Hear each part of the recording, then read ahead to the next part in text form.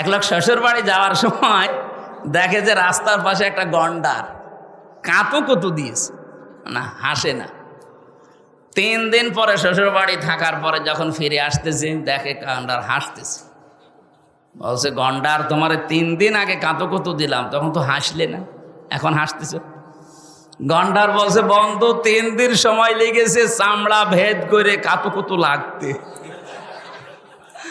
গন্ডারের তো তাও 3 দিন পরে কাঁতু কুতু লাগে, আমাদের 54 বছরও লাগে নাই।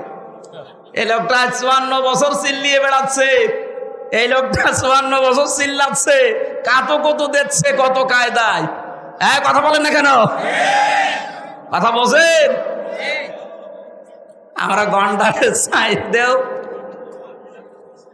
এই জন্যে গন্ডার মার্কা হলে হবে, শিক্ষা নেওয়া লাগবে এখান থেকে। এবাদতের পরিবেশ এখনো আসে নাই। শুধু নামাজের ফরজ 13টা 14টা ওয়াজিব মেনে নামাজ পড়লেন ফরজ মনে করি। আরে ভাই, নামাজ যেমন ফরজ, পর্দা করা কি? পর্দা করার মতো পরিবেশ বাংলাদেশে 100% জায়গায় আছে। কত জায়গায় পর্দাশীল মেয়ে লোকেরা লাঞ্ছিত, অপমানিত হয়। যদি আমরা পরিবেশ তৈরি করে দিতে পারতাম, কেউ সাহস পেত না বোরকাওয়ালা পর্দাওয়ালা কোনো মেয়েকে অপমান করার। অর্থনীতিতে যে সমস্ত বিষয়গুলো থাকার কথা একটাও পাওয়া যায় না।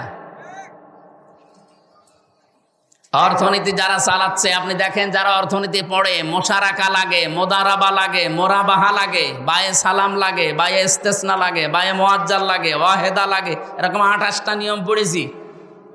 ইসলামী ব্যাংক বাদ দিয়ে বাংলাদেশে কোনো ব্যাংকে এই নিয়ম চলে না। যত ব্যাংক আছে আপনি একটা একটা করে দেখান তো। সোনালী, রূপালী, তারপরে চৈতালি আছে, ওটাও কয়েকদিন পরে হবে। তো যত ব্যাংকই বলেন, কোন ব্যাংকে আমরা নিয়ম নীতি পাচ্ছি না। ইসলামী ব্যাংক 100% পারছে না, কারণ জাকাত ভিত্তিক অর্থনীতি যতদিন কায়েম না হবে ততদিন পর্যন্ত এদেশে 100% সুদ মুক্ত থাকা সম্ভব না। এই জন্যে ইসলাম যারা পালন করতে চায় তাদেরকে আল্লাহ জানিয়েছেন, আল্লাযীনা ইম্মাক্কান্নাহুম ফিল আরদি আকামুস সালাহ ওয়া আতাবুজ যাকাহ। আমি যদি আমার ইমানদার বান্দাদেরকে চেয়ার দান করি ক্ষমতার, তাদের প্রথম কাজ হবে তারা নামাজের বিল এনে নামাজ কায়েম করে দেবে জমিনে।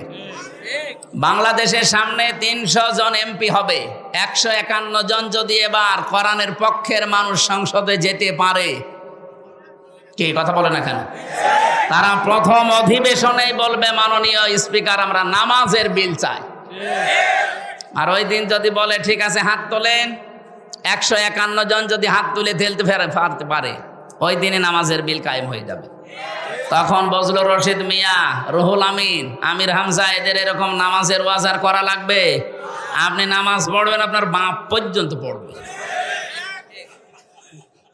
এই যে 18 কোটি মানুষ নামাজ চালু হয়ে গেল, আপনি হয়তো ভোট দিয়েছিলেন হামজাকে একটা, 18 কোটি মানুষ নামাজ পড়লে যে সওয়াব হয়, ওই সওয়াব প্রতিদিন পাবেন। আতাবুজ যাকাত, যাকাত ভিত্তিক অর্থনীতি তারা কায়েম করবে। এটাও তো ইবাদত। নামাজ যেমন ইবাদত, যাকাত ইবাদত না? এটা কি এই দেশে এখন যাকাত ইবাদত আছে না জরিমানা হয়ে গেছে? যাকাতে মানুষ এখন আর যাকাত বলে না, বলে জরিমানা। যেন আমরা চাচ্ছি ইসলামকে সব জায়গায় পৌঁছিয়ে ইবাদতের ক্ষেত্র বানিয়ে দিতে, আমরা যেন মরণ পর্যন্ত ইবাদত করে আল্লাহর সন্তুষ্টি নিয়ে জান্নাতে যেতে পারি। আর যদি এর বিকল্প কিছু তৈরি করেন, কদ খাসিরাল্লাযীনা কাযযাবু বিলিকাইল্লাহ, সূরা আনআমের 31 নম্বর আয়াতে আল্লাহ জানিয়েছেন, অবশ্যই ক্ষতিগ্রস্ত হয়ে গেছে ওই মানুষগুলো, কাযযাবু বিলিকাইল্লাহ, আল্লাহর সাথে সাক্ষাৎ হবে এটা যারা মিথ্যা মনে করে। আর 5-7 মিনিট থাকা যাবে না? একটু কষ্ট করেন, আমি আয়াতটা শেষ করব ইনশাআল্লাহ। রব্বুল আলামিন বলেন, হাত্তা ইযা জাতুহুমুস সাআতু বাগতাতান, হঠাৎ করে যখন তাদের সামনে, এখানে সাআতুনের অর্থ 2টা, এক নম্বরে কিয়ামত আর একটা মৃত্যু। হঠাৎ করে যখন তাদের সামনে মরণ চলে আসে, ক্বালু ইয়া হাসরাতানা আলা মা ফাররাতনা ফিহা, পেছনের দিকে তাকায় আর আফসোস করে, আল্লাহ আমি কি পাঠালাম। আমি কি পাঠিয়েছি এটা? আহুম ইয়াহমিলুনা আওজারান আলা যুহুরিহিম। সবচাইতে ভয়ঙ্কর আয়াতে আওজার এই শব্দটা আমি যতগুলো তাফসীর আয়াতের সাথে মিলিয়েছি, মুফাসসিরিন ইকরাম জানাতে চেয়েছেন ওয়া মানে এবং হম মানে তারা, ইয়াহমিলুনা হামালা ইয়াহমিলু মানে বহন করা। আল্লাহ এখানে জানাতে চেয়েছেন তারা বহন করছে এবং করবে। ঝাড় মানে বোঝা, আওঝার এটা বহু বচন। ওই মানুষগুলো কিয়ামতের দিন বোঝা সমূহ আলা যুহুরিহিম তাদের পিঠের ওপরে বহন করে নিতে থাকবে। আল্লাহ যদি ঝাড় দিতেন আমি আয়াতটা সত্যি পড়তাম না, কিন্তু আওঝার দিয়েছেন। এই জায়গায় আমাদের ঝামেলা। আমার এই 33 বছর বয়স এখন, আমি যদি এখন মারা যাই, মনে করেন 33 বছরে 33 মন গোনা করেছি। মারা যাওয়ার পরে আমার পিঠের ওপরে যদি 33 মন গোনা চাপিয়ে দেয়, আমার বিচার শেষ কি?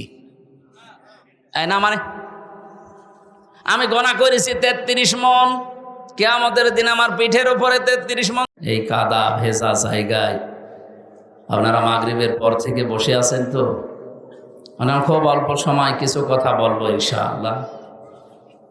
এই অনুষ্ঠানটা আজকে শুধুমাত্র যারা বাংলাদেশে জামাত ইসলামী করে, যারা চরমনাই পীরের মরিদ, যারা খেলাফত মজলিসে এই সমস্ত ইসলামিক দলে আছে তাদের জন্যই না, হাদা বায়ানুল লিন্নাস, মানুষ পদবাচ্চে যারা বিবেচিত তাদের সবার জন্য আজকের এই অনুষ্ঠান।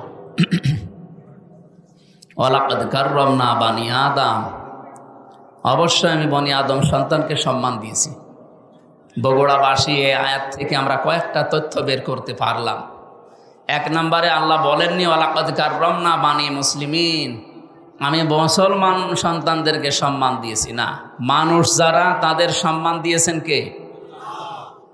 দুঃখজনক হলো সত্য, তামাম পৃথিবীতে আজ মানুষের সম্মান নিয়ে সবচাইতে বেশি সিনেমিনি খেলা হচ্ছে। বিশেষ করে মানুষ নামে কিছু অমানুষ আছে, তার ভেতরে নেতানিয়াহু একজন, মোদি একজন, ট্রাম্প একজন। কি কথা বলেন না? এগুলোকে মানুষ বলা যায় নাকি অমানুষেরা? পৃথিবীর নিকৃষ্ট মানুষের তালিকা আপনি দেখবেন ইন্টারনেটে, এদের যাদের নাম বললাম এদের নাম আছে। আরেকজনের নাম আছে, ওইটা বলা ঠিক না, এই জন্য বললাম না। তো এই যে মানুষগুলো, আমার মনে হয় আমেরিকা এই জাতে মাতাল হলো, ওরা যেহেতু তালে ঠিক আছে, এই কারণে ডোনাল্ড ট্রাম্প নামে এই লোকটাকে থামানো লাগবে। আপনারা প্রকাশ্যে মানবতা বিরোধী অপরাধ যারা করে, যেহেতু সারা দুনিয়ার মানুষকে সবক দিয়ে বেড়ান মানবতার, গণতন্ত্রের, যারা ফিলিস্তিনের অবস্থা কি করেছে তামাম দুনিয়া দেখেছে। সুতরাং আমেরিকার আমার মনে হয় এই মুহূর্তে উচিত এই পৃথিবীর নিকৃষ্ট জাতি এই ইহুদিদের পক্ষ না নিয়ে, তারা যেহেতু খ্রিস্টান, তাদের নবী হযরতে মুসা ঈসা আলাইহিস সালামকে এই ইহুদিরা তারা হত্যার দাবি করেছিল, যে তাকে আমরা মেরে ফেলেছি। এমনকি তার মা হযরতে মরিয়ম আলাইহিস সালাম, তার চরিত্রের উপরে অপবাদ পর্যন্ত দিয়েছিল এই ইহুদিরা। তাই আপনারা নিজেদের জাতিকে, জাতির যারা কর্ণধার তাদেরকে যারা কলঙ্কিত করে তাদের পক্ষ অবলম্বন করবেন, এটা আপনার বিবেকে মেনে নেয়? এই জন্য বিবেক যদি কারো কাজে না লাগে, ও কিন্তু আর মানুষ থাকে না। উলাইকা কাল আনআম, আল্লাহ তাআলা বলেন ওগুলো জানোয়ার, বালহুম আদল, তার চাইতে খারাপ। এই ছেলে কি কথা বলেন?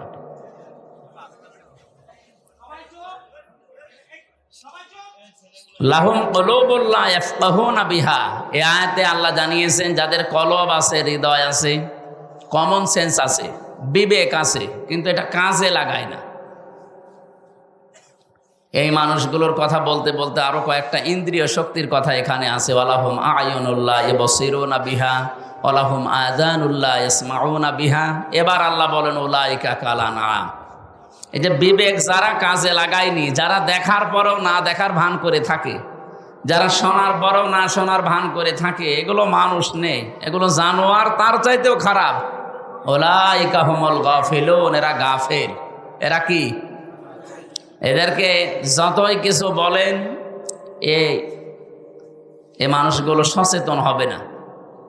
এই জন্য হেদায়েত পাওয়ার জন্যে কিছু রাস্তা আল্লাহ দুনিয়াতে দিয়েছে। যখন ও রাস্তা মানুষ ওভারটেক করে ফেলে, সীমা লঙ্ঘন করে ফেলে, সীমা অতিক্রম করে, তখন তার কপালে আর হেদায়েত থাকে না।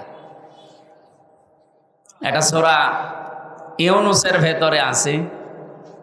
ফেরাউনকে আল্লাহ রাব্বুল আলামিন শেষে আর হেদায়েত দেননি। কারণ কি? সে এমন জায়গায় পৌঁছিয়েছিল যে হেদায়েত পাওয়ার জন্য সে বর্ডার পর্যন্ত শেষ করে ফেলেছে, বর্ডারেও থাকে নাই। হাত্তা ইযা আদরাকাহুল গারাকু ক্বালা আমানতু আন্নাহু লা ইলাহা ইল্লাল্লাযী আমানাত বিহি বানু ইসরাঈল ওয়া আনা মিনাল মুসলিমিন। ও যখন ডুবে যাচ্ছিল তখন বলেছে আমি ঈমান আনলাম।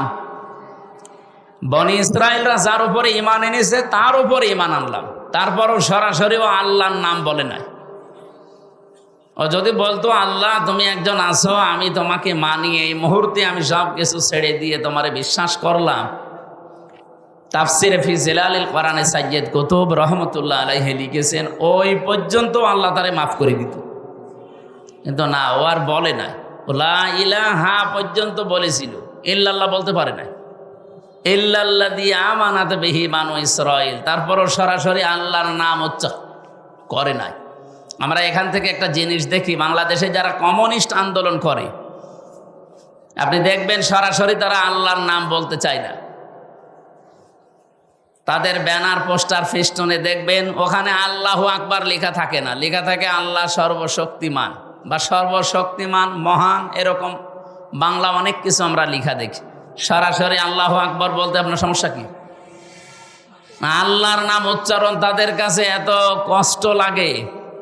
ফেরাউনের যেমন লেগেছিল, ও মরে যাচ্ছে তারপরও আল্লাহর নাম সরাসরি বলে নাই। বলছে বনি ইসরাঈলরা যার উপরে ঈমান এনেছে আমি তার উপরে ঈমান আনলাম। ও আনা মিনাল মুসলিমিন, আমি তো মুসলমান। এরপরও ফেরেশতারা আমারে খালি পানির ভেতরে চোবায়। আল্লাহ তখন ডাক দিলেন, আল আন, এখন, ফাকাদ আসাইতা ক্বাবলু ওয়া কুনতা মিনাল মুফসিদিন, এর আগে তুমি তো বড় সন্ত্রাসী ছিলে। তুমি বলা ঠিক না, এখানে তুই বলা দরকার, কারণ তুমি শব্দটা তো সম্মানসূচক হয়ে গেল। ফাকাদ আসাইতা ক্বাবলু ওয়া কুনতা মিনাল মুফসিদিন, এর আগে তুই বড় সন্ত্রাসী ছিলি, ফ্যাসাদ সৃষ্টিকারী। আল্লাহ তাআলা ওই দিন ঘোষণা দিয়েছিলেন, ফালিয়াউমা নুনাজ্জিকা বিবাদানিকা লিতাকুনা লিমান খালফাকা আয়া, আজকের এই দিনের পর থেকে তোর এই লাশটাকে আমি সটকে দিয়ে রাখলাম, নিদর্শন দিয়ে রাখলাম। এরপরে যারা দুনিয়াতে আসবে তারা যেন তোকে দেখে শিক্ষা নিতে পারে। সম্মানিত ভাইরা, এখনো পর্যন্ত মিশরে জাদুঘরে তার লাশটা সংরক্ষিত করা আছে। এরপরও যদি কেউ শিক্ষা না নেয়, এটা তার কপালের দোষ না আল্লাহর দোষ? বলেন বলেন। এখানে সীমা যখন ছাড়িয়ে যায় তখন আল্লাহ তাকে আর ভালো হওয়ার সুযোগ দেয় না। এরকম বহু ঘটনা আমরা দেখেছি। আবু জেহেলও যেই দিন মারা যাবে, ওরে তো পিটিয়ে হাতটা বাড়ি দা একেবারে ঠান্ডা ফ্রিজ মার্কা করে রেখে দিয়েছিল, খেজুরের ডাল দিয়ে পিটিয়েছিল দুই ভাই, হযরতে মাআজ মুআব্বিজ রাদিয়াল্লাহু তাআলা আনহুমা। সর্বশেষ আব্দুল্লাহ ইবনে মাসউদ রাদিয়াল্লাহু তাআলা আনহু, উনি যখন যে এই বুকের উপরে বসলেন, ডাক দিয়ে বললেন, আনতা আবু জেহেল। আহা, এখন সময় দিলাম, কালিমাটা পড়ো, আল্লাহর নবীর কাছে আমি সুপারিশ করবো, নবী তোমাকে মাফ করে দেবে।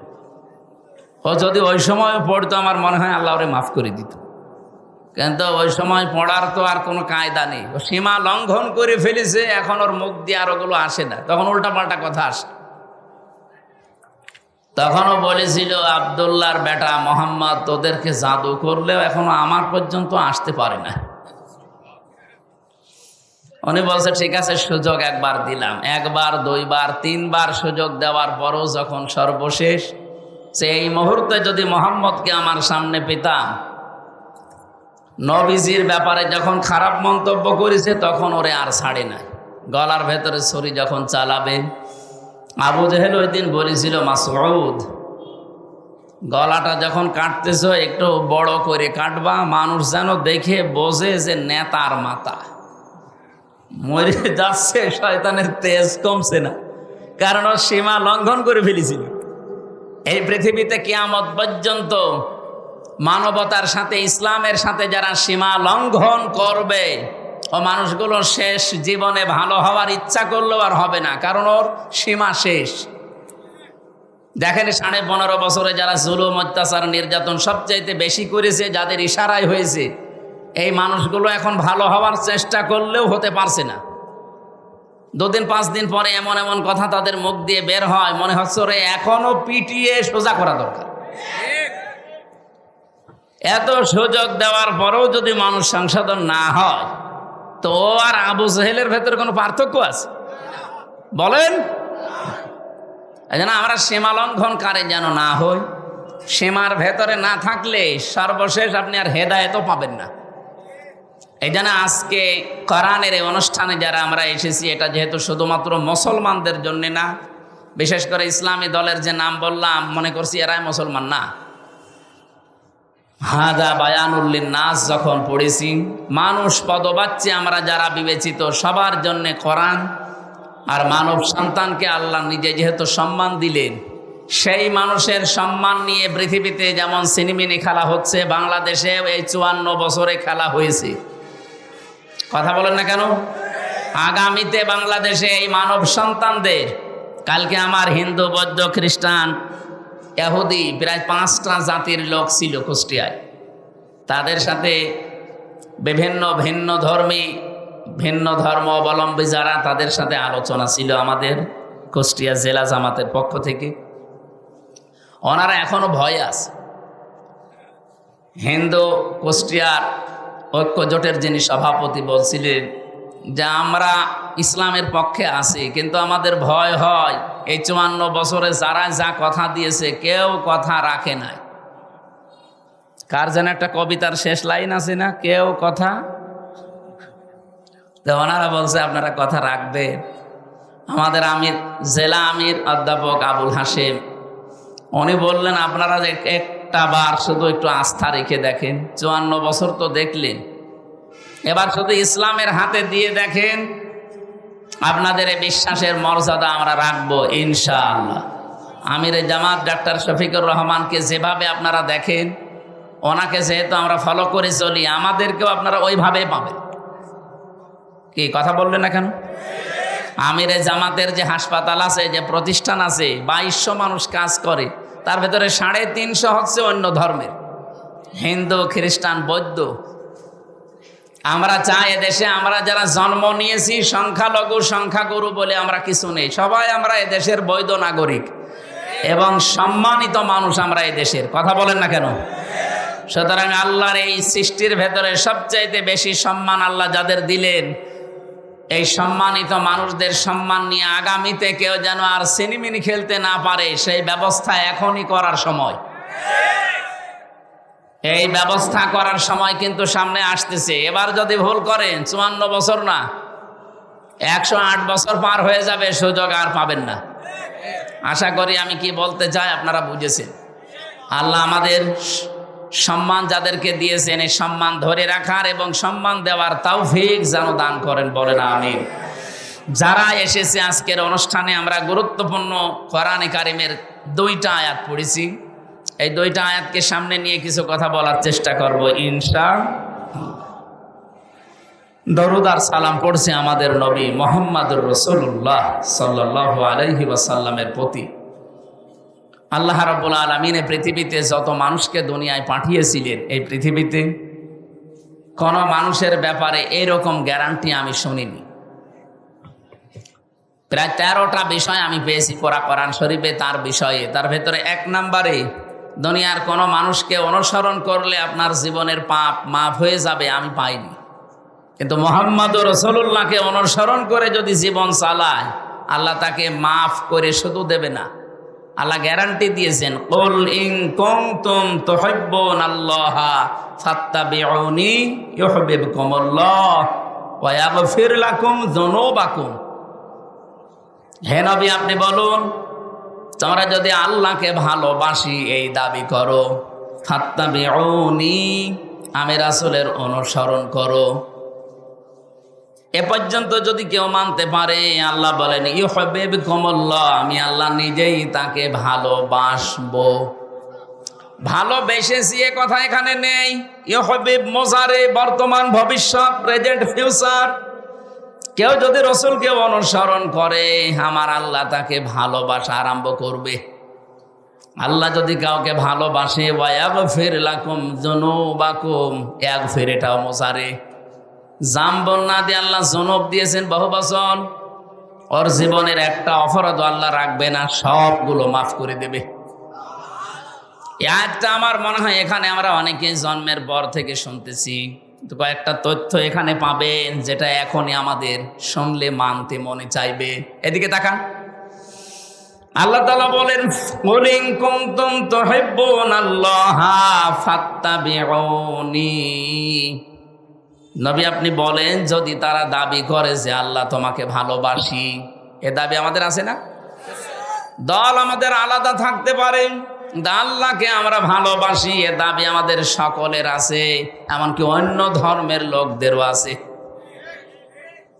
কালকে যে হিন্দু দাদা কথা বলছিলেন, উনি প্রথমেই শুরু করলেন যে আমাদের আল্লাহ। প্রথমটা কথা শোনার পরে মনে করলাম একটা হিন্দু মানুষ আল্লাহর নাম বলে। ওদের ভেতরে এইটা আছে, কিন্তু পারিবারিক কারণে, সামাজিক কারণে, ধর্মীয় কারণে ওরা মানতে পারে না। কিন্তু যে মানুষগুলো এগুলো ছাপিয়ে চলে যায়, তারা ঠিক মেনে নেয়। সবার ভেতরে এই আশা যে আমার ভগবান বলেন, গড বলেন, আল্লাহ বলেন, যাই বলেন না কেন আমরা তাকে ভালোবাসি, তাকে রাজি করতে চাই। আল্লাহ পাক বলেন, দাবি যাদের আছে, হে নবী আপনি তাদেরকে বলেন ফাত্তাবিউনি, তারা যেন আপনার অনুসরণ করে। এবার আমার প্রশ্ন হচ্ছে, আপনি রাসূলকে অনুসরণ করবেন। এই বাংলাদেশে বহু মানুষ বলে যে আমরা নবীওয়ালা কাজ করি। কথা ভালো করে বুঝবেন, উল্টা দিকে নিয়ে যেন না।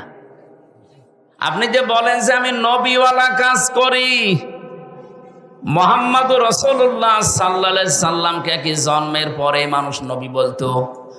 কয় বছরে? উনি যেদিন নবুয়ত পেয়েছেন 40 বছরে, তখন মানুষ তাকে নবী, তিনি স্বীকৃতি দিয়েছেন। বাড়িতে এসে স্ত্রী মেনে নিয়েছে, বন্ধু মেনে নিয়েছে, চাচাতো ভাই মেনে নিয়েছে, কাজের লোক বাড়িতে যিনি পালিত পুত্র সে মেনে নিয়েছে। তার মানে উনি নবী হয়েছেন 40 বছরে। এর আগে ওনাকে কেউ নবী বলে ডাকতো না, বলতো আল আমিন, আস-সাদিক। আপনি যদি তাহলে নবীওয়ালা কাজ করতে চান, উনি যেদিন নবী বলে স্বীকৃতি পেলেন, ঘোষণা হয়ে গেছে, ওই দিন থেকে জীবনের শেষ দিন 63 বছর, এই 23 বছর আপনাকে মানা লাগবে, পঙ্খানো অনুসরণ করা লাগবে এই 23 বছরের জীবন। ফাত্তাবিউনি, আমাকে অনুসরণ করো, আমাকে দেখে দেখে চলো। এখানে তাবউন মানে দেখে দেখে চলা। আমার সামনে একটা লোক হেঁটে যাচ্ছে, কিভাবে পা দেয়, কিভাবে মাজা দেয়, কিভাবে হাত নাড়ে, কিভাবে বডি, এভাবে দেখে দেখে পা ফেলার নাম হচ্ছে তাবউন। তাহলে রাসূলকে সামনে রেখে আপনি অনুসরণ করবেন। এখন আমার প্রশ্ন, এ অনুসরণ কি আপনার আংশিক না পূর্ণাঙ্গ? বলেন বলেন। এইটার জন্য আমি এই পর্যন্ত এসেছি। আজ বাংলাদেশ সহ বিশ্বে বহু মানুষ আমরা রাসূলের অনুসরণ করছি, কিন্তু আংশিক, পূর্ণাঙ্গ না। আংশিক অনুসরণ করেছিল অনেকেই, তারা মাপ পায়নি। কিন্তু পূর্ণাঙ্গ অনুসরণ যারা করেছে তারা মাপও পেয়েছে, জান্নাতের সুসংবাদও পেয়েছে। নবীজির পুরাণ সাহাবায়ে কেরামের জীবনী পড়েন, বহু কাফেরের জীবনী আমি পড়ে দেখেছি। বহু মানুষ রাসূলকে ভালোবাসতো আংশিক, কিন্তু রাসূলকে অনুসরণ করার ক্ষেত্রে তারা পূর্ণাঙ্গ রূপ দিতে পারে নাই, এই জন্যে আল্লাহ তাদেরকে মাফ করে নাই, জান্নাতেও দেয় নাই। আব্দুল্লাহ বিন ওবায়ের নাম আমরা জানি অনেকেই। এই লোকটা রসুলের এত অনুসরণ করেছে, তার পুরা জীবন আমি পড়ি মাত্র 2টা ভুল পেয়েছি। 1 নম্বরে উহুদের ময়দান থেকে 300 মানুষ নিয়ে ভেগে গিয়েছিল। 2 নম্বরে ও রাজনৈতিক জীবনে বিশ্বনবীকে মানত না, ওর আদর্শ ছিল আবু জেহেল। ও রসুলের পেছনে নামাজ পড়েছে, রসুলের মতো জামা গায়ে দিয়েছে, রসুলের মতো দাড়ি রেখেছে। আর এমন কোনো কিছু আমি পাইনি জীবনে যে অনুসরণ রসুলের মতো হয়নি, সব রসুলের মতো। শুধু রাজনৈতিক জীবনে বিশ্ব নবীকে নেতা মানে নাই, ওর নেতা ছিল, আদর্শ ছিল আবু জেহেল। এতটুকু কারণে যদি আল্লাহ তার জন্য আয়াত নাজিল করে জাহান্নামের ঘোষণা দিয়ে দেয়, আজ এই বাংলাদেশে যে মানুষগুলো অনুসরণ করছেন রাসূলকে আংশিক, পূর্ণাঙ্গ না, বলেন তো আপনাকে আল্লাহ কি এখনো ভালোবাসা আরম্ভ করেছে? না। ফাত্তাবিউনি, এ পর্যন্ত আপনাকে অনুসরণ করা লাগবে, আংশিক না, পূর্ণাঙ্গ। আপনার নাম রাখা থেকে শুরু করে একেবারে মৃত্যু পর্যন্ত। এই জন্য আয়াতে আল্লাহ জানালেন ওয়াবুদ রাব্বাকা হাত্তা ইয়াতিয়াকাল ইয়াকিন। সূরা হিজরের 99 নম্বর আয়াতে আল্লাহ বলেন, হে নবী, আপনার রবের ইবাদত করবেন ওই দিন পর্যন্ত যতদিন আপনার কাছে ইয়াকিন না আসে। ইয়াকিন মানে মৃত্যু। ইয়াকিন মানে কি? যতক্ষণ পর্যন্ত আপনার কাছে মরণ না আসে আপনি ততক্ষণ ইবাদত করবেন। যেহেতু রসুলের অনুসরণ করা লাগবে আংশিক না, পূর্ণাঙ্গ, তাহলে আল্লাহ আপনাকে ভালোবাসা আরম্ভ করবে, আরম্ভ করে নাই। তাহলে এখন আমাদের উচিত হচ্ছে আমাদের অনুসরণ করা লাগবে মাথা থেকে পা পর্যন্ত, রান্নাঘর থেকে আন্তর্জাতিক জীবন পর্যন্ত। কি আংশিক আংশিক না পূর্ণাঙ্গ? এই পূর্ণাঙ্গটা বলতে গেলে কিছু মানুষের মন পাওয়া যায় না। আমরা তো পূর্ণাঙ্গ অনুসরণের কথা বলি। আপনি যখনই পূর্ণাঙ্গ অনুসরণ আরম্ভ করে দেবেন তখন আল্লাহ আপনাকে ভালোবাসা শুরু করবে। তাহলে এই দেশে যে আলেম, যে ইমাম, যে মুসলমান এখনো রাসূলুল্লাহকে পূর্ণাঙ্গ অনুসরণ আরম্ভ করে নাই, তাকে আল্লাহ ভালোবাসা শুরু বলেন না, করে নাই। আপনি পূর্ণাঙ্গ অনুসরণ আরম্ভ করার নিয়ত করেন, এখন থেকেই যদি আপনি কাজে লেগে পড়েন যে আমি এখন থেকে বিশ্ব নবীকে 40 থেকে 63, তিনি যেহেতু নবী ছিলেন এই সময়টা, আমি পূর্ণাঙ্গতাকে অনুসরণ করার সিদ্ধান্ত নিয়ে মাঠে নেমে পড়লাম। যখন নেমে পড়বেন তখনই আল্লাহ আপনাকে ভালোবাসা শুরু করবে। আর আল্লাহ যদি আপনাকে ভালোবাসা আরম্ভ করে দেয়, আল্লাহ বলেন ওয়াগফির লাকুম যুনুবাকুম, একটা গোনাও তো রাখবো না, পুরা জায়গাটা আমি আল্লাহ মাফ করে পরিষ্কার করে দেব। যেহেতু জামবন আল্লাহ দিতে পারতেন, জনব দিয়েছেন, একটা গোনাও থাকবে না। বাংলাদেশে বগুড়াতে যে থানা আছে, আপনি যদি কোনোদিন অপরাধ করেন দেখবেন ওই থানাতে চার্টে আপনার নাম লেখা হয়ে যায়। আপনি হয়তো মামলা থেকে অব্যাহতি পেলেন, থানা থেকে বের হয়ে চলে আসলেন, আপনার নাম কিন্তু মুছবে না, নাম থাকবে। আবার অপরাধ করবেন, আবার নাম উঠবে। আল্লাহ পাক বলেন আমি এমন ভাবে ওয়াগফির লাকুম যুনুবাকুম, গুনাহগুলো এমন ভাবে মাফ করে দেব, ওই জায়গাটা তো পরিষ্কার হয়ে যাবে, ফাঁকা থাকবে না। আমি আল্লাহ ওই জায়গাতে নেকি দিয়ে ভরাট করে দেব। এই যে নেকি দিয়ে ভরাট করে দেব, এটা কোথায় আছে? সূরা ফুরকানের 71 নম্বর আয়াতে আছে, 70 নম্বর আয়াতে ফাউলাইকা ইউবাদদিলুল্লাহু সাইয়্যাতিহিম হাসানাত। আল্লাহ পাক যেন কুদরতি আঙ্গুল এভাবে দিয়ে দেখাচ্ছে, ফাউলাইকা, এই মানুষগুলো, এই বগুড়া 4 মাথা না কয় মাথা এটা? বেড়ুলিয়া, এই এড়লিয়া ময়দানে যারা বসে আছে এই মানুষগুলো কি? এ মানুষগুলো ইউবাদদিলুল্লাহ, আমি আল্লাহ বদল করে পাল্টিয়ে দিচ্ছি, দেব। সাজ্জিয়াত এটা বহু বচন, হাসানাত বহু বচন। একটা গোনাও রাখবো না, যতগুলো গোনা মাফ হয়ে যাবে পুরা জায়গাটা হবে নেকি দিয়ে ভরাট করে দেব। আল্লাহ এখানে পরে কয়েকটা নামও নিয়েছেন, ওয়াকান আল্লাহু গফুরুর রহিমা, আর সূরা ইমরান দিয়েছেন আল্লাহু গফুরুর রহিম। জোরে বল সুবহানাল্লাহ। তাহলে এমন একটা মানুষকে অনুসরণ করার কথা বলছি, যার অনুসরণে জীবনের অপরাধ একটাও আর থাকে না, সব মাফ হয়ে যায়, কিন্তু অনুসরণ করা লাগবে আংশিক না পূর্ণাঙ্গ। আমি আশা করছি আপনারা এটা মেনে নেবেন। মাথার চুল থেকে পা পর্যন্ত যেমন মেনে নিয়েছেন, রান্নাঘর থেকে আন্তর্জাতিক জীবন পর্যন্ত ঠিক এইভাবেই মেনে নেওয়া লাগবে। যারা এই অনুসরণ পূর্ণাঙ্গ করতে পারেন না, আপনি ব্যর্থ। আপনাকে আল্লাহ এখনো ভালোবাসা আরম্ভ করেনি। এরপরও যদি কারো কানে না লাগে এ কথা, আমার আর কিছু করার নেই, এ দায়িত্ব আল্লাহর উপরে দিয়ে দিলাম। সূরা হিজর থেকে যে আয়াতগুলো পড়লাম, আমরা শেষ নাম্বার আয়াতের ব্যাখ্যাটা কিছু সময় করতে চাচ্ছি। থাকবেন তো নাকি? হিজর মানে পাথর। হিজর মানে কি? আল্লাহ রাব্বুল আলামিন বলেন ওয়া'বুদ, ইবাদত করো, রব্বাকা, তোমার রবের। কতদিন পর্যন্ত করবা? হাত্তা, যতক্ষণ পর্যন্ত ইয়াতিয়াকাল ইয়াকিন, তোমার কাছে মরণ না আসে। এই আয়াত থেকে আমি কয়েকটা প্রশ্ন বের করি।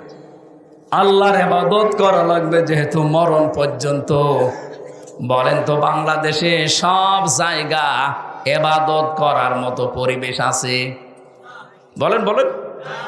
হ্যাঁ, ব্যক্তিগত জীবনে আপনি হয়তো কিছু মানতে পারেন, পারিবারিক জীবনে কিছু মানতে পারেন, তো সামাজিক জীবনে, রাজনৈতিক জীবনে, অর্থনৈতিক জীবনে, ধর্মীয় জীবনে গিয়ে, আন্তর্জাতিক জীবনে, রাষ্ট্রীয় জীবনে আমার মনে হয় ইসলামকে পূর্ণাঙ্গ মানা সম্ভব। এটা সম্ভব হবে তখন এই ইবাদত, ওইগুলো পারিবারিক জীবনে যেমন ইবাদত আছে, ব্যক্তিগত জীবনে যেমন ইবাদত আছে, রাজনৈতিক জীবনে, অর্থনৈতিক জীবনেও ইবাদত নেই। এখানে বহু মানুষ আমরা আছি শুধু ব্যক্তিগত আর পারিবারিক জীবনের ইবাদতটা করি। আমার যে রাজনৈতিক জীবনে ইবাদত আছে আমরা অনেকে জানি না, অর্থনৈতিক জীবনে যে ইবাদত আছে আমরা জানি না।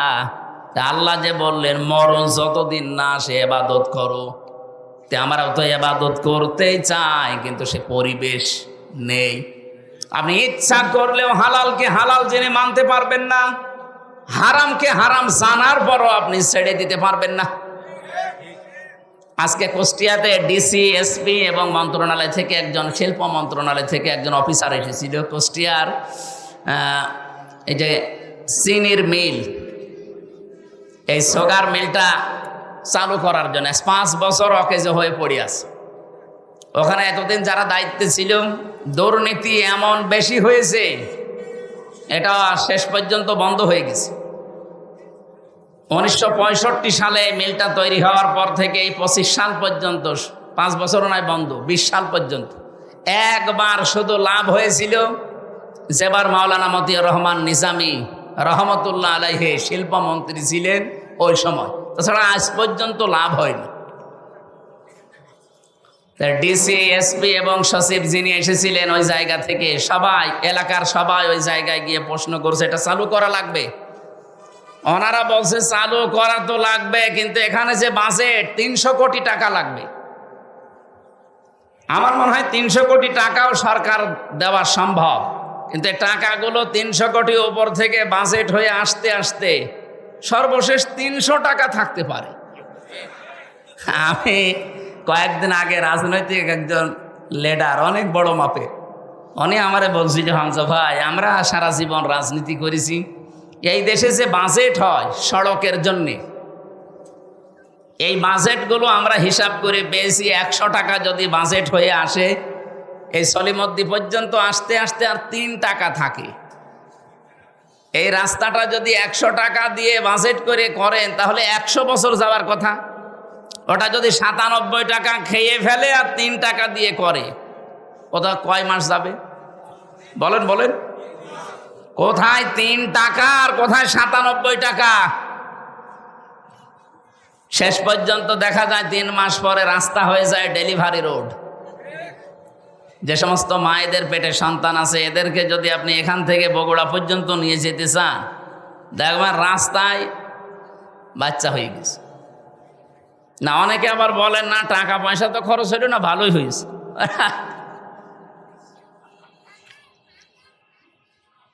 তো এই মেলটা চালু করার জন্য আজকে এলাকাবাসী সবাই এসে ডিসি এসপি সাহেবকে বলছিল যে আপনারা উদ্যোগ নেন। তো উদ্যোগ নিয়ে করবে কি? কারণ এই টাকাগুলো তো আসা লাগবে জায়গা পর্যন্ত। এই জায়গা পর্যন্ত আসার আগে যদি 8-10 হাতে এগুলো বিলোতন হতে হতে শেষ পর্যন্ত 300 কোটি টাকা, সেই জায়গা থেকে যদি 3 কোটিও না বাঁচে তো ও মিল কিয়ামতের আগ পর্যন্ত আর দাঁড়াবে? এই জন্য আমাদের উচিত হচ্ছে, আমি যেটা এখান থেকে বোঝাতে চাই আপনাদেরকে, ইবাদত করার মতো পরিবেশ এখানে নেই। ডিসি সাহেব প্রায় 7-8টা পয়েন্ট বলছিল যে আমি চালু করতে পারছি না, এটা শুধু আমার হাতে না, এখানে আরো অনেক ডালপালা আছে। যেন হালালকে হালাল পন্থায় এনে কাজে লাগাবেন, পারছেন না, কারণ রাষ্ট্রে ইবাদত করার মতো সেই পরিস্থিতি নেই। এজন্য আমাদের উচিত আমরা এমন একটা দেশ গড়তে চাই যেখানে আমরা নির্বিঘ্নে ইবাদত করতে পারি। কি কথা বলেন না কেন? আমাদেরকে যিনি বানিয়েছেন ইবাদত হবে তার, আমরা এমন ইবাদত করব যেন ইবাদতে বাধা না আসে। এদেশে ইবাদতে বাধা আসে না? বলেন আসে না? এমনকি অনেকে আমরা বাস্তবতায় বাধ্য হই নিজের কর্মজীবনকে কলুষিত করার জন্য। এই যে প্রশাসনে যারা আছে, বিশেষ করে আগস্টের 5 তারিখের আগের ওই পুলিশ তো এখন অন্তত ওই মনোভাব নিয়ে এখন আর কাজ করছে না। এখন অনেকেই পরিবর্তন হওয়ার চেষ্টায় আছে। এই জন্য আমাদের দাবি হচ্ছে, ইসলাম যদি এই দেশে ক্ষমতায় যায়, আমরা বহুবার বলেছি এটা আমরা, যেহেতু এই বিভাগটা প্রশাসন যেটা পুলিশ, এটা হযরত ওমর বানিয়েছিলেন। সুবহানাল্লাহ বলতে পারেন না? অথচ এদের নাম শুনলে মানুষ এখন ঘৃণা করে। এদের কিছু কাজ কারবারের কারণে জাতির কাছে আজ এরা কালার হয়ে গেছে। আমরা ইসলাম যদি দেশে আনতে পারি, সর্বপ্রথম কাজ হবে প্রশাসনে যারা দায়িত্বে আছেন, যে যে বিভাগে কাজ করেন, আপনারা 8 ঘন্টা ডিউটি করেন। শুধুমাত্র বাংলাদেশ প্রশাসনে 8 ঘন্টা না, এটা ডিউটি 24 ঘন্টায়।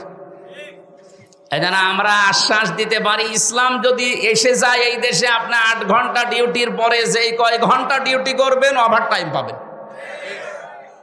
বাংলাদেশে এমন কোন চাকরি আছে যে 8 ঘন্টা ডিউটি করার পরে আরো 5 ঘন্টা এমনি করা লাগে? যাই করবেন ওভার টাইম পাবেন। এক কথা বলেন না কেন? প্রশাসনকে যদি ওই নিয়মটা করে দিতাম যে 8 ঘন্টা ডিউটির পরে আরো 4 ঘন্টা যদি করেন, আপনার বেতন যদি 40,000 হয়, আরো 20,000 ওর সাথে বৃদ্ধি হবে, ও তখন ঘোষ খাওয়া বন্ধ করত। আমি একজন ওসির নাম জানি, ওনার বেতন ওই সময় 42,000 টাকা। আমি বিশ্ববিদ্যালয়ে ছিলাম তখন, ওনারে পড়াতাম মাঝে মাঝে। বেতন ওনার 42,000, অথচ ওনার স্ত্রী, মেয়ে আর ছেলে 3 জন ঢাকাতে ফ্ল্যাট নিয়ে যেখানে থাকে ভাড়া হচ্ছে 52,000। বাকি এই 10,000 টাকা কি ফেরেশতারা দিয়ে যায়? অবশ্যই তারা এদিক ওদিকে টান মারা লাগে। এখন সরকার যদি ওনাকে 8 ঘন্টা ডিউটির পরে আরো 4-5 ঘন্টা যে ডিউটি করে ওভার টাইম দিত, কি কথা বুঝতেছেন? তাহলে ওনার ওই 42,000-এর জায়গায় আরো যদি 30,000 বাড়তো, টাকাগুলো পাচার না করলে 42,000-এর জায়গায় ওরে 30,000 বোনাস না, ওদের ওভার টাইম দেওয়া না, ওরা 50,000 টাকাও দেওয়া দিত। বললাম না, 100 টাকা বাজেট হয়, 3 টাকার কাজ হয়, 97 টাকা খেয়ে ফেলে। খেয়ে তাও নিজে রাখলে তো হয়, এগুলো সব পাঠিয়ে দেয় সাহেব পাড়া আর বেগম পাড়ার জন্য। আমি নিজে সাহেব পাড়া দেখে এসেছি, থাকে না, ওরা সব তালা লাগিয়ে হোটেলে থাকে ভয়ে, কারণে বাংলাদেশের 20 লাখ বাঙালি থাকে ওখানে। যদি ওরা দেখতে পাই পিটিয়ে মেরে ফেলবে, এই জন্য চুরি চুরি করে থাকে। কি করলেন এই অবৈধ কামাই করে? নিজেও ভোগ করতে পারছেন না। এই জন্য আমার মনে হয় আগামীতে কোনো পাগল যেন এ কাজ আর না করে। কাম তারাকু মিন জান্নাতি ওয়া উয়ুন ওয়া যুরু'i ওয়া মাকামিন কারীম কাযালিকা আওরাসনাহা কওমান আখারিন অনামাতিন কানু ফিহা ফাকিহিন। আল্লাহ কি সুন্দর উদাহরণ দিয়েছেন, হে নবী, এরা কত বাগান, কত অট্টালিকা, কত সম্মানজনক বাড়ি ঘর সব ছেড়ে পালিয়েছে, সব পড়ে আছে আজ। আমার মনে হয় এই আয়াতটা আগস্টের 5 তারিখে আবার আরেকবার নাজিল হয়েছে। আপনি দেখেন সারা দেশে জালেমদের বাড়ি ঘর, তাদের বাগান, তাদের অট্টালিকা, তাদের সুন্দর সুন্দর কত কিছু বানিয়েছিল, সব এখন পরিত্যক্ত হয়ে পড়ে আছে। আর ওরা সব এখন বিভিন্ন দেশে যে পালিয়েছে, তো পালিয়েছে, চোরের মতো থাকে। আর এমন অপমান, রেজাউল করিম নামে এক মন্ত্রী ছিল, মাছ মন্ত্রী, মৎস্য মন্ত্রী। এই লোকটা কয়েকদিন আগে একটা লাইভ পাঠিয়েছে যে আমি 7 দিন পালিয়েছিলাম আমার ঘরের ভেতরে ঢাকায়, কিন্তু আর পারলাম না। বৈষম্য বিরোধী ছাত্র আন্দোলনে যারা নেতৃত্ব দেয় এরা আমাকে খুঁজছিল, খুঁজে পেলেই তো আমার 12টা বাজাবে। এই জন্যে বোরকা পরে আমি ওখান থেকে পালিয়ে শেষ পর্যন্ত বর্ডারে গিয়ে 4 ঘন্টা পাহারা দিচ্ছে, ওইদিকে ভারতের লোক, এদিকে বাংলাদেশের। কি করব? এই কচুরি পানার ভেতরে 4 ঘন্টা আমি ওই জায়গায় লুকিয়েছিলাম। এরপরে রাত যত গভীর হয়, দুই দিককার মানুষ যখন আস্তে আস্তে ঘুমিয়ে পড়ে, এই ফাঁকে আমি এই বর্ডার পার হই। তো এর চাইতে আর কত অপমান করবে জালেমদের বলেন? এটা দেখেও যদি আগামীতে যারা আসবে এরা যদি শিক্ষা না নেয়, এদের কপালে আরো দুর্গতি আছে। আল্লাহ রাব্বুল আলামিন বলেন, ফাতিলকা বুয়ুতুহুম খাবিয়াতাম বিমা যালামু ইন্না ফি যালিকা লায়াতাল লিকাউমিন ইয়ালামুন। সূরা নমল 19 নম্বর পারার 20 নম্বর পৃষ্ঠার 7 নম্বর লাইনের 52 নম্বর আয়াতে আছে। আল্লাহ জানেভাবে হাত দিয়ে দেখাচ্ছেন, ফাতিলকা বুয়ুতুহুম, বাইতুন না দিয়ে বুয়ুত বহু বচন দিয়েছেন। এই সেই ঘরগুলো, খাবিয়াতাম বিমা যালামু, জনশূন্য হয়ে আছে, ওজাড় গৃহ, পরিত্যক্ত হয়ে আছে এদের জুলুমের কারণে। এই জন্য যারা জালিম তাদের ওই জায়গা পর্যন্ত অভিশপ্ত হয়ে যায়। আমি তো আমার কুষ্টিয়ায় দেখেছি হানিফ সাহেবের বাড়ি, এনো সাহেবের বাড়ি, কামারুলের বাড়ি, ওই জজ মিয়ার বাড়ি, বাড়িগুলো কত জাঁকজমকপূর্ণ ছিল। আগস্টের 5 তারিখের আগে কত নিয়ামত দিয়ে ভরা ছিল, কত বাগান, সুন্দর সুন্দর ফুলের গাছ। আগস্টের 5 তারিখের বিকাল 5টা বাজতে বাজতে ওটা শ্মশান বানিয়ে দিয়েছে কে? না না, ফাকতি আদাবিরুল কওমিল্লাযিনা যালামু। সূরা আনআম 7 নম্বর পারা 12 নম্বর পৃষ্ঠা 4 নম্বর লাইনের 45 নম্বর আয়াতের প্রথম অংশে আছে। আল্লাহ তাআলা বলেন, জালেমদের শিকড় কাটা হয়ে গেছে। কেটেছে কে? হ্যাঁ, না না, আপনি আলে কতিয়া, এটা মজুর, এর কর্তাকে ফাইলকে জানা নেই। জালেমদের শিকড় কাটা হয়ে গেছে, কিন্তু কেটেছে কে কেউ জানে না। এখন যদি আপনি বাংলাদেশে খোঁজ নেন যে বগুড়াতে যে জালেমদের বাড়ি ঘর ভাঙা হয়েছে, এটা ভাঙলো কে? একটা লোকের নাম বলেন, নেই। কে ভেঙেছে কেউ জানে না। হানিফ সাহেবের বাড়ি পায়খানার প্যান পর্যন্ত খুলে নিয়ে চলে গেছে, কিন্তু কে নিয়েছে কেউ জানে না।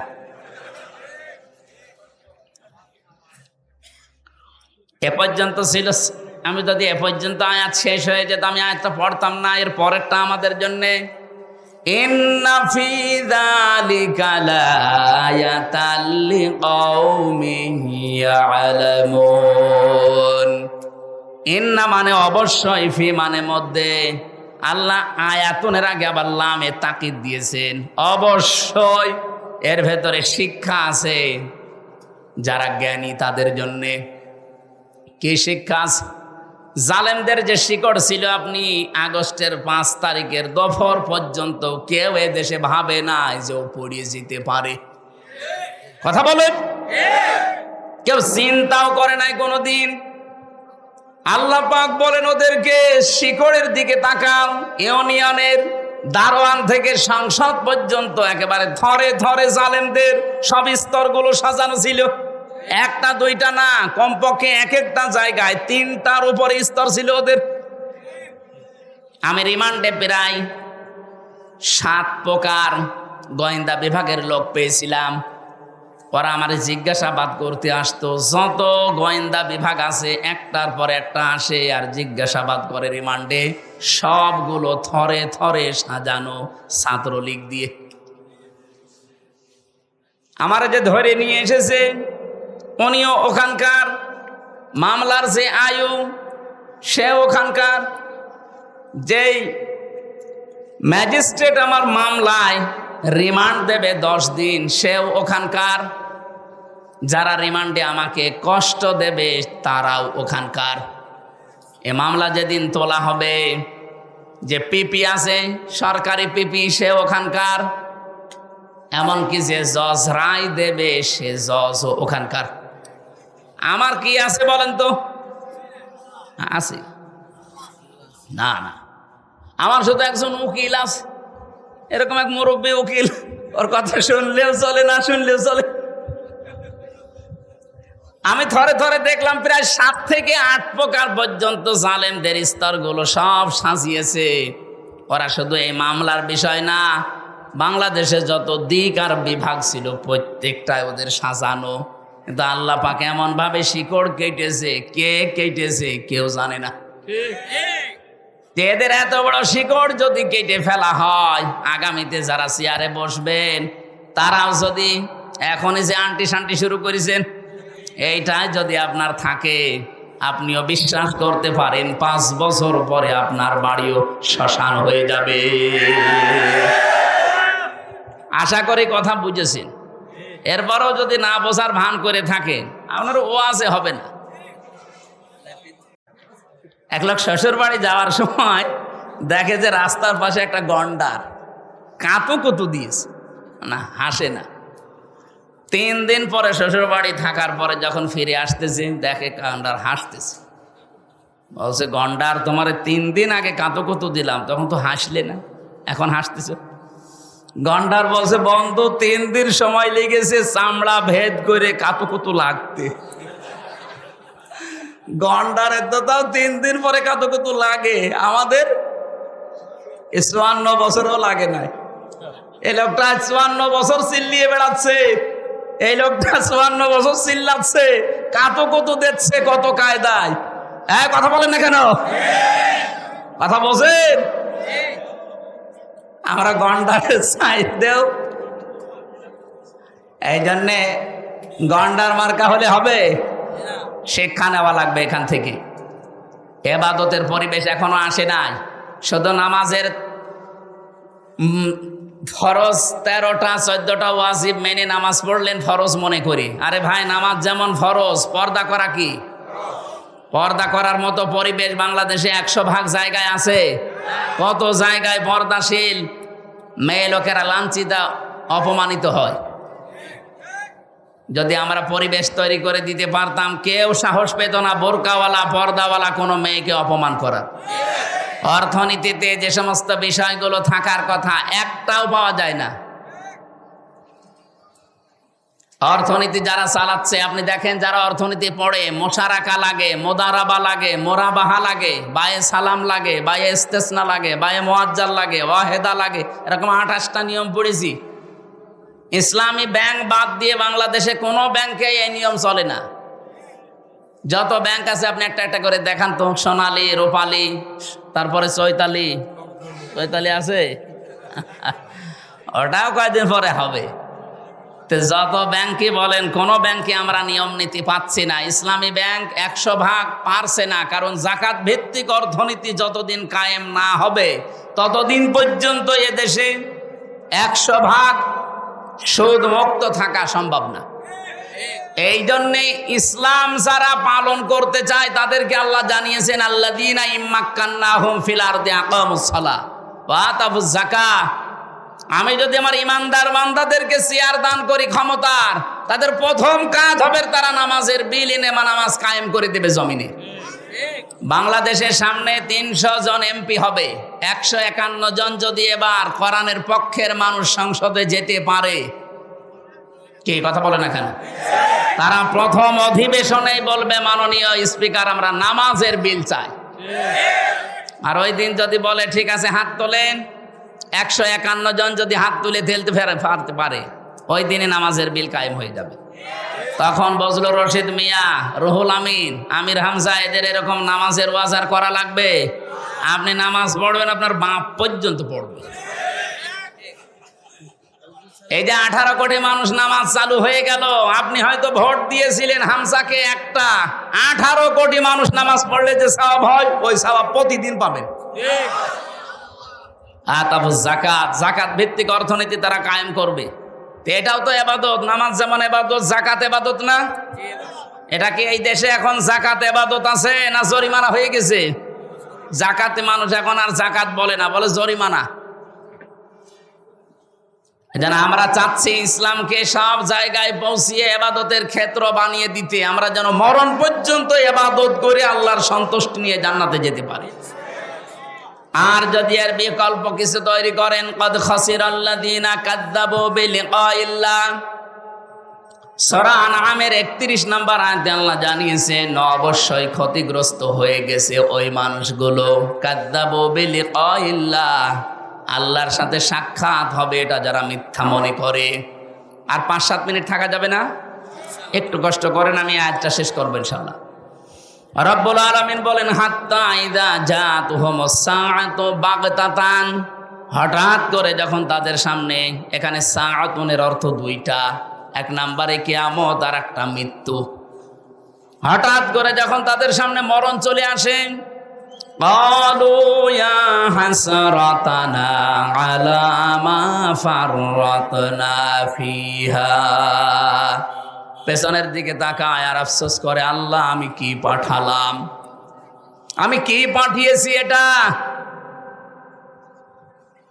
আহুম ইয়াহমিলুনা আওজারান আলা যুহুরিহিম, সবচাইতে ভয়ঙ্কর আয়াতে আওজার এই শব্দটা। আমি যতগুলো তাফসীর আয়াতের সাথে মিলিয়েছি, মুফাসসিরিন ইকরাম জানাতে চেয়েছেন, ওয়া মানে এবং হম মানে তারা, ইয়াহমিলু না, হামালা ইয়াহমিলু মানে বহন করা। আল্লাহ এখানে জানাতে চেয়েছেন তারা বহন করছে এবং করবে। ঝার মানে বোঝা, আওঝার এটা বহু বচন। ওই মানুষগুলো কিয়ামতের দিন বোঝা সমূহ আলা যুহুরিহিম, তাদের পিঠের ওপরে বহন করে নিতে থাকবে। আল্লাহ যদি ঝাড় দিতেন আমি আয়াতটা সত্যি পড়তাম না, কিন্তু আওঝার দিয়েছেন, এই জায়গায় আমাদের ঝামেলা। আমার এই 33 বছর বয়স এখন, আমি যদি এখন মারা যাই, মনে করেন 33 বছরে 33 মন গোনা করেছি, মারা যাওয়ার পরে আমার পিঠের ওপরে যদি 33 মন গোনা চাপিয়ে দেয়, আমার বিচার শেষ। কি না, মানে আমি গোনা করেছি 33 মন, কিয়ামতের দিন আমার পিঠের উপরে 33 মন। মরণের পর আল্লাহ যদি 33 মনই চাপিয়ে দিত, আমার বিচার শেষ, আমি তো আর বেশি কম করছি না। কিন্তু আল্লাহ আওঝার দিয়েছেন কেন? আমি হয়তো 33 বছর বয়সে 33 মন গোনা নিয়ে মরে গেলাম, এমন এমন কাজ দুনিয়ায় আমি রেখে গেলাম, আমি মারা গেছি কিন্তু ওই কাজগুলো মারা যায়নি। আমি এমন একটা সংগঠন বানিয়েছি, আমি মরে গেছি কিন্তু ও সংগঠন এখনো বেঁচে আছে। ওই সংগঠনের ছেলেরা মানুষের কাছে চাঁদাবাজি করে, ওই সংগঠনের ছেলেরা মানুষের রগ কাটে, ওই সংগঠনের ছেলেরা মানুষকে বিনা কারণে কষ্ট দেয়। আমি তো মরে গেছি 33 মন গোনা নিয়ে, কিন্তু ওরা যা করবে ওগুলো সব ফিলাক্সি লোড হয়ে আমার আমল নামায় জমা হতে থাকবে। মরেছিলাম মাত্র 33 মন গোনা নিয়ে, কিয়ামতের দিন যখন আমি উঠব 33,000 মন হয়ে যাবে।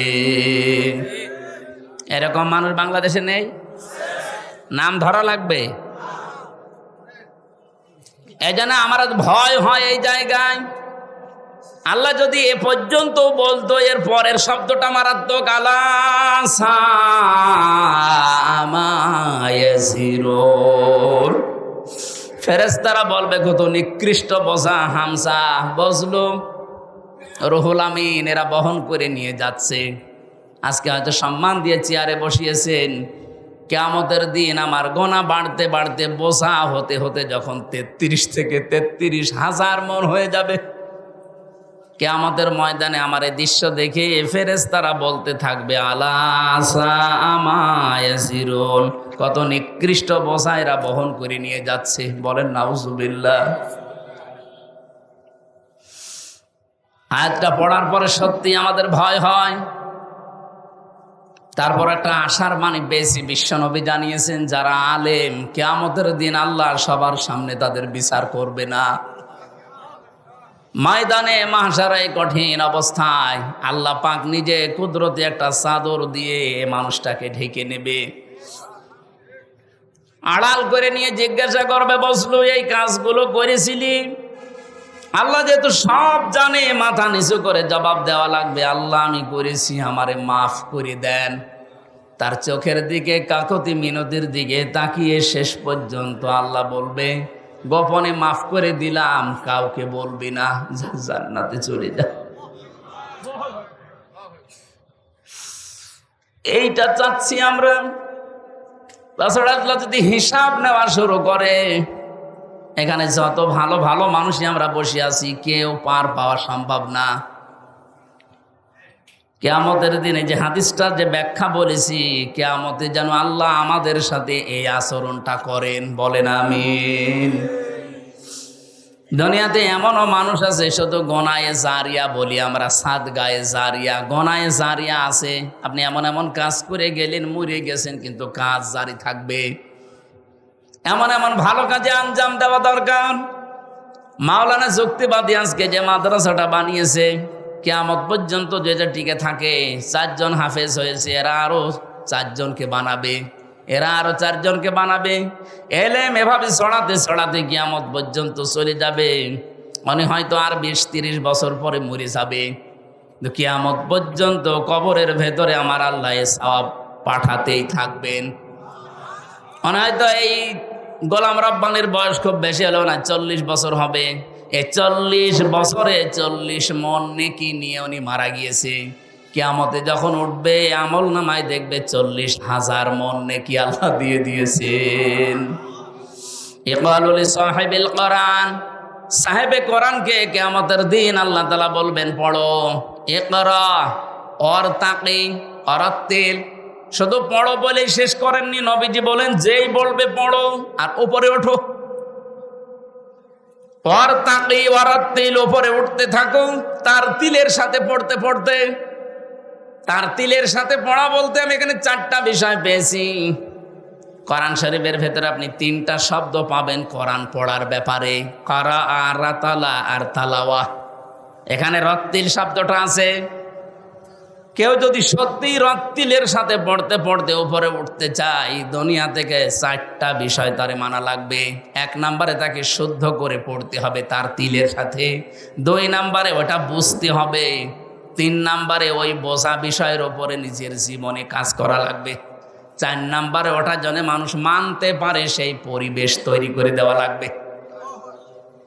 আমরা যেহেতু ইবাদতের ক্ষেত্র তৈরি করতে চাই বাংলাদেশে, আর এটাই সবচাইতে বেশি এগিয়ে আছে বাংলাদেশ জামাত ইসলামী, ইসলামী ছাত্র শিবির, ইসলামী ছাত্রী সংস্থা এবং অন্যান্য ইসলামী দল যতগুলো আছে, তারা চেষ্টা চালাচ্ছে এই দেশে যেন আমরা পুরা ইসলাম মানে ইবাদত যেন আমরা আল্লাহর মরণ পর্যন্ত করতে পারি, সেই পরিবেশ আমরা তৈরি করতে চাই।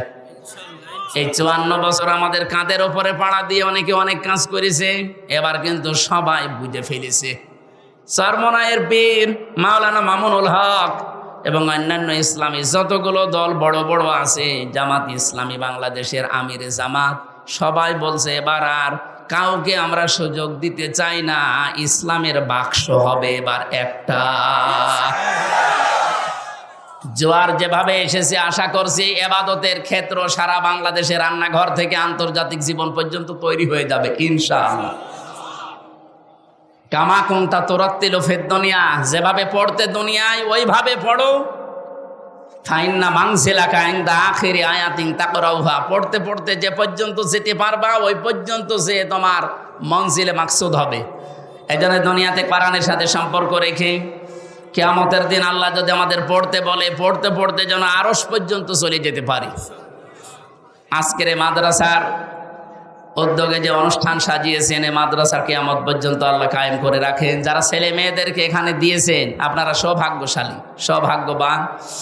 এই মানুষগুলো অনেকেই হয়তো স্কুলে কলেজে বিভিন্ন কিন্ডারগার্টেনে দিতে পারতেন না, মাদ্রাসায় দিয়েছেন। এলেম শিক্ষা করার পর যদি মনে করেন এই ছেলে দিয়ে কি হবে, কি হবে আপনি চোখ বন্ধ হওয়ার পরে টের পাবেন। ওর কপালে যা আছে ও তো পর্যন্ত যাবে।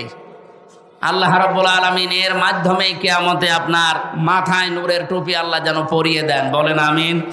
আমরা আজকে আর কথা বলছি না, 12টা বাজে। আগামীতে আবার আসলে কথা বলবো ইনশাআল্লাহ। সম্মানিত সভাপতির অনুমতি নিচ্ছি, চাচা মোনাজাত করে দিন একটু তাড়াতাড়ি ভাই।